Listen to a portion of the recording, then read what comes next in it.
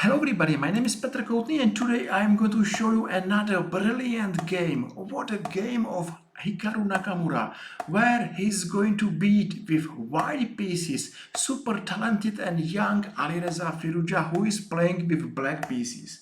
Okay, we are watching FIDE Candidates Tournaments 2022 and we are going to watch another brilliant victory of Hikaru Nakamura. And this game is nice game because before this tournament, lots of people believed that Hikaru is without any chance and he will be last. Same people believed that Alireza Firouzja is going to win this tournament and he will be the next Magnus Carlsen's challenger in World Chess Championship match. What happened?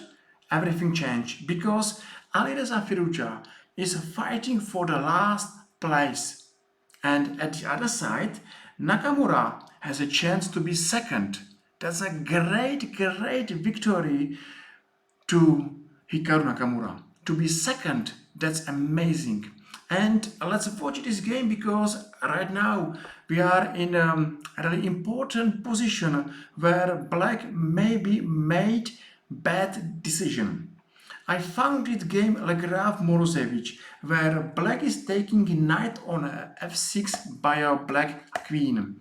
And this move looks to me like more solid. And in our game, Firouzja will take by g-pawn, and that's a little bit more risky variation. Too many pawn weaknesses, and just imagine that one day black decides to go for short castling position. Black's king will be in a huge danger. And at the end he will be checkmated, of course. So that's exactly what we are going to watch. And I believe that you will enjoy this video and you will see nice commentary and brilliant game and victory of Hikaru Nakamura. If I'm right, and I'm sure I'm right, feel free and press like or press follow and be my new follower and make me happy. Thank you very much. I hope you did.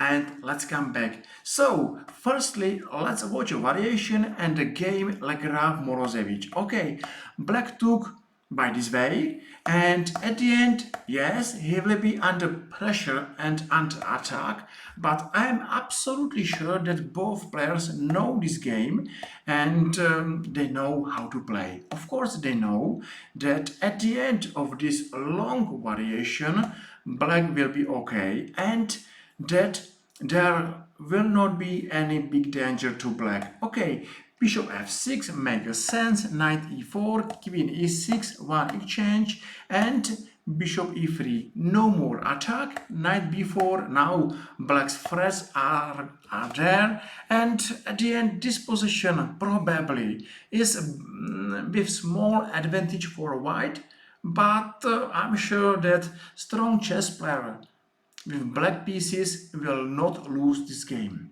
And both players, as Nakamura and Firouzja, are super strong, so that's the option. But what I think here, that Firouzja is taking by g-pawn because he like to surprise Nakamura, but at the other side he's playing a risky variation because everything is wrong. Pawn formation weaknesses, and I don't believe that this position is healthy for black. Okay, how to play this position if we are white? We have to play good and simple chess because what we know, one day black has to go for short castling position, and when this day will come, black will be under heavy attack. So let's improve our position. Let's wait for a chance. That's the best play. So bishop b3, knight e7. Black will play move d5. Okay, why not? Short castle d5 is going to be played now. One exchange, and now what's important? White is not interesting to make a queen exchange. That's a not good business to him because he loves to attack black's king. And one day he will. So makes sense to leave this option, and white played a queen to e2, knight f5, rook d1, and queen c6, c4, bishop g7. Of course, black has to go for short castling position. It's impossible to believe that black will survive with this piece in the middle of the chessboard. So rook d5, and now what's happened? Exactly there, now black's king made this move. Let's start the attack. But maybe now rook d1 makes sense, rook e8 and h3. b5 and c5. Okay, at the first we have a threat. Nearly every endgame is nice to white because white's got pass pawn, and pass pawn is a super strong nearly in every endgame. So now black's got at least two weaknesses. He has to be really careful because of this pass pawn on the left side of the chessboard, and he has to be really careful because of his weaknesses around black's king. Bishop f8. So he is going to attack c5 pawn, okay, b4 and knight d4. This rook is under attack. Looks like this rook is lost. So what's wrong with white pieces? Nothing. White is playing for the victory, even he will be exchanged down. What's more important here is not the material. The most important is attack. So, how to attack? Don't care about the rook. This rook is not important. Now, white will take knight and he will go knight f5. Then he's going to g4 or h5 and bishop h6. And that's a winning attack. Since now, black is lost, without any chance, any counterplay, and he's only waiting for the last checkmate move. Such a simple position, and Firouzja is without any chance. So let's take knight, of course. Black is taking a rook, knight f5, so it's tempo. Now queen h5. White's pieces are going to shoot down black's king, and they are not far. So rook d8 and beautiful move, rook a1. Looks like this move is a bad move. You know, how is possible that this move is strong and beautiful? Because of course white is not interesting to make another exchange, but what's going on with this rook? And I will tell you that amazing lift, a3, g3 and checkmate. Wow, Hikaru is playing amazing chess and I'm enjoying his chess. Of course, it is a threat to win a pawn, but white doesn't care about pawns. So bishop c6, black believed that white is hurried to win a pawn, but bishop h6, and the threat is a winning threat to a3 and g3, and it's nearly impossible to stop white to play this maneuver. Let's enjoy this position because that's a position and that's a game. Okay, why black has no chance to take a bishop?